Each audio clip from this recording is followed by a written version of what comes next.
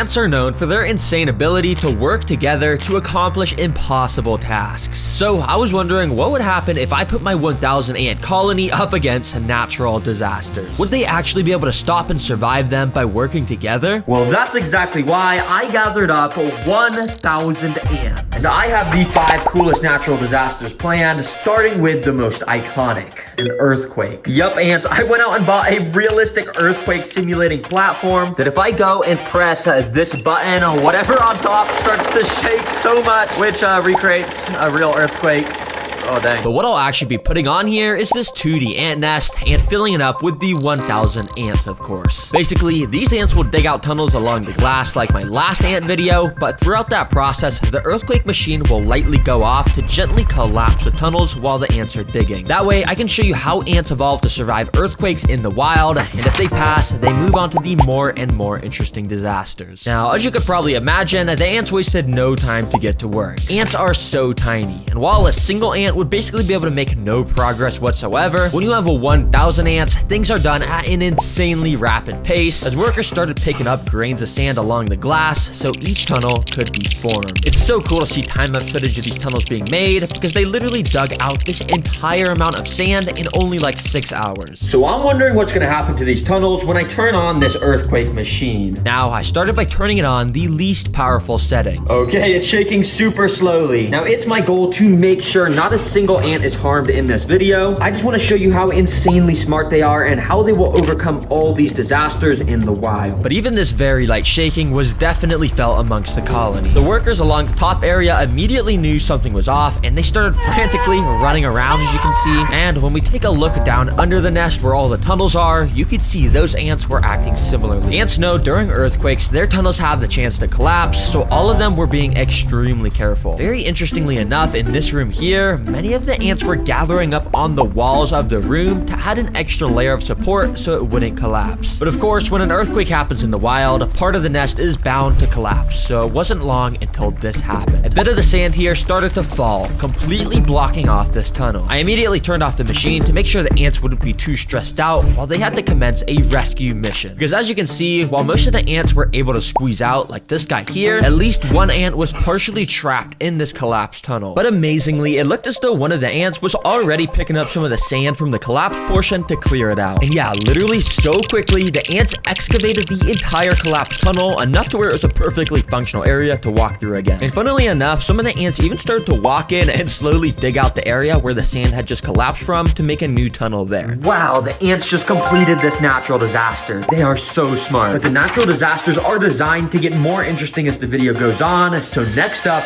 we got a sandstorm. Yes, ants, you heard that right, and this will be taking place in the separate desert enclosure. Yes, we need to have a separate tank, so that way I can make this sand blow around like crazy to replicate a real sandstorm. And along with this blow dryer, I've also got all these fans that clamp to the walls, and I can just set up to constantly blow the ants back. For the ants to be able to pass this disaster, they're gonna have to do something like grab onto each other's bodies or something to be able to push past this intense wind. And if they can make it to this canyon, climb up it, and make it to the Terra Green Leaf Bowl, then they're gonna get a ton of seeds, which is their favorite food. All right, let me just hook up this tubing like so, and the ants should start coming. Let's go. Yup, and this tubing is set up so once an ant enters the disaster, they can't get out. That way, we'll progressively get to see more and more teamwork as time goes on. Now, immediately, you could see these first ants just kind of thought this was a normal desert as they were walking through it, but quickly, I brought out my mini sandstorm fan, and I started to blow. Immediately, the ants started to feel the wind pressure pushing them back, and were suddenly not able to walk forward. Some even lost their grip and got pushed back a bit. And as more ants entered the desert, you could tell the sandstorm was keeping them all stuck to the left side of this enclosure. Yo, this little mini fan is fire for replicating a sandstorm. But no, this is where it gets interesting because now that they know a sandstorm is brewing, how are they gonna figure out how to get to these seeds? Well, let's see. While most ants kept trying to just walk forward and getting blown back, interestingly enough, many of the ants were gathering up in this back area here near the sticks. And many of them were actually starting to climb onto the sticks. You see, the fan doesn't doesn't really blow ants back if they're walking on sticks, since there's just so much of a better grip on there. But yeah, the second they climb off and stand on the sand again, they'll get blown back, as you can see. But the ants were starting to learn that they needed to stay on the sticks. So many started to gather up and march towards the right side where all the seeds were located. In fact, this ant was making it dangerously close to the seeds using the stick method. And well, he was able to make it to the little rock canyon and almost was there to the seeds. Oh my gosh, this ant climbing right now is a beast. I am blowing this fan max speed on him and he is just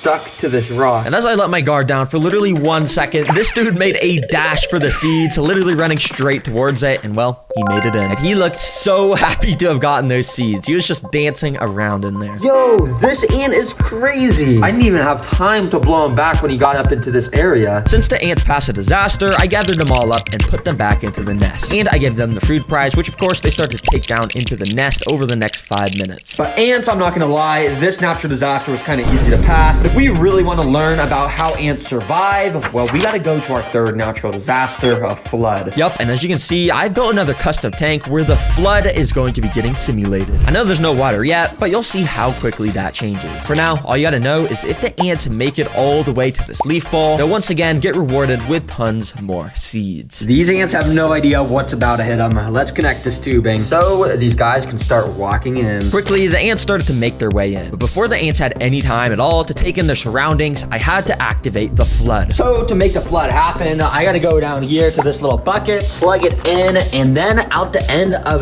this tube. Oh yeah, water. Oh shoot, water's coming out. Okay, I just gotta carefully, move that over there. Oh, okay.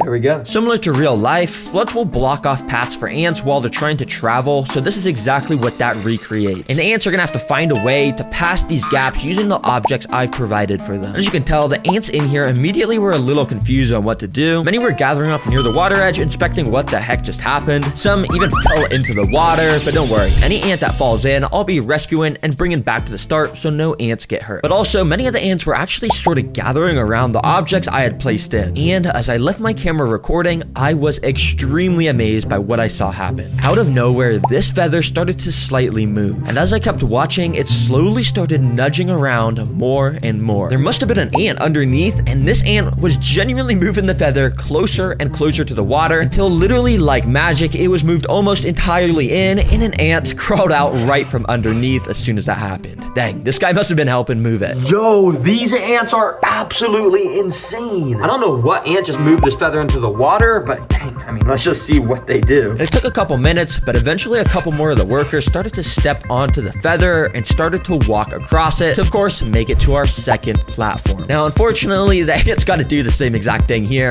Sorry, guys, I know you already did it once, but to my surprise, the ants literally wasted no time to start gathering around these feathers and directly in the area under them. And while it took a couple hours, eventually my camera caught this same exact thing happening. The feather slowly inched towards the water until, well, it had made a bridge across almost. Let's go, ants. Now, I did help them a little bit by just moving the feather up onto this platform, but for the most part, they actually were moving those. And yep, it didn't take long till our first worker stepped onto the final platform and climbed up into the leaf dish to claim their seeds. All right, well done, little ant, and here is your guys' reward. Well, guys, if you want even better food, you're gonna have to complete this next natural disaster, which is a blizzard. And guys, this is gonna be happening in your nest. Be prepared. Yup, this blizzard will be taking place inside of the ant nest, so we could study how ants handle the cold in the wild. Now, obviously, I can't just go and dump a ton of snow on them. That would totally just freeze them all. Instead, I've actually got some ice cubes, which I'm gonna go and just plop on this and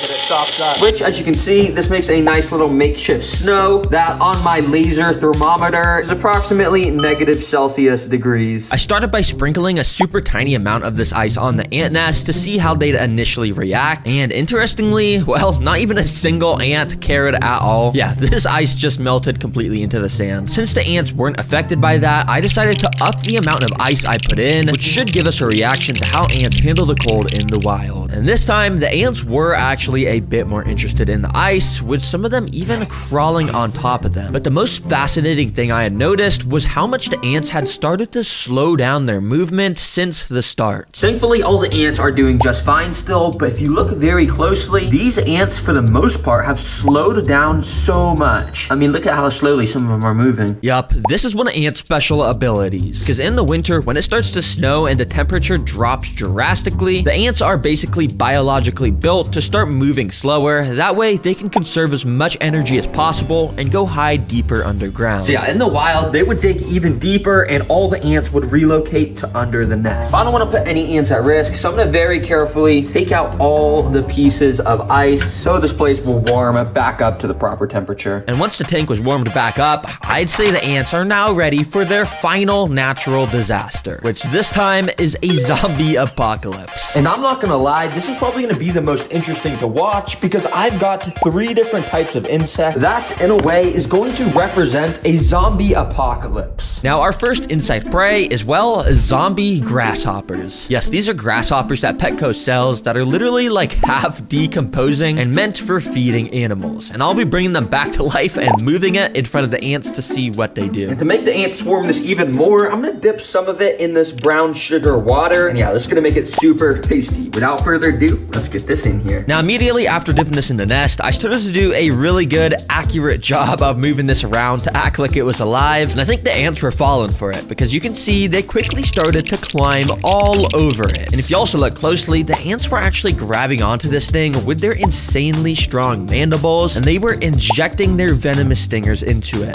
Which is kind of unnecessary. This thing is already long gone, but I guess I'm just doing such a good job moving it around that they think it's actually a real zombie grasshopper. Okay, you guys are doing a good job attacking this. I'm just gonna leave that in there for you while I get this second insect ready. And yeah, they start to absolutely devour this grasshopper. But anyways, our second insect food is this. They're called wax worms, and they're a staple food for ants because of how squishy they are. But yeah, they just look so weird. So that's why I'm putting them in the zombie apocalypse section of the video. Let's go ahead and add these guys in. I decided to put this first wax worm on top of where all the ants were still located around that grasshopper. And well, the ants almost instantly recognized the prey, and amazingly, they knew exactly what to do. And they took this dude straight down into the tunnel system where it wouldn't even stand a chance to fight back. Oh my gosh, that was like 3 seconds. And now this worm is literally nowhere to be seen. It's probably in the tunnel system. Dang, that's actually kind of impressive, ants. So I dropped the other 2 wax worms inside, and once again, one of them instantly got pulled down into the tunnel system to get eaten, and this one started to get swarmed. After the ants had a good grasp of it, they literally brought it over to these hills in the back, which eventually the worm was then brought down one of the holes on that hill. It's so cool, because if you guys didn't even realize, the ants have turned these hills at the back into an extra place for more tunnels on the back, and we can literally see the worm down under these tunnels as the ants get their protein from eating it. Wow, amazing job, ants. But our final zombie apocalypse food is flightless fruit flies. But I'm gonna be dumping so many on the ants, so it's like a proper zombie apocalypse movie with how many zombies there are, even though, yeah, these aren't zombies. Yeah, these are flightless fruit flies, and if you didn't already know what they are, well, they're flies that can't fly. It's always so funny to me to say this in videos, because seriously, like, how are you a fly that can't fly? Come on, bro. Okay, anyways, I got about 100 of these flies, as you can see. So, let's dump this zombie apocalypse on these ants. Oh yeah. Now, as you can probably imagine, dumping this much prey on the ants activates their predator instincts a lot. Because instantly, so many of the ants started to become way more frantic. They started to run around like crazy to try and catch these little flies. Now, I mean, it's pretty obvious the ants aren't going to struggle with eating these flies because they're literally so much smaller. And quickly, I started to notice lots of the ants with these little flies in their mandibles. Yeah, I bet these are tasty. Well, ants, you've literally survived floods, earthquakes, and so much more. So I'm gonna move these guys back to their proper nest where it has all the right stuff. But quickly, I have amazing news for those of you who love the channel. The Terra Green plushies are back in stock, baby. Yeah, we released these a few months ago, but they literally sold out within the first month. So many of you guys weren't able to get it and were commenting, asking me to restock. So yeah, we did. I don't know how long these supplies will last though, so if you want to get them, I'd recommend getting them soon. Yeah, seriously, thank you guys so much for watching. This was a cool ant video, and yeah, we learned a lot. Bye.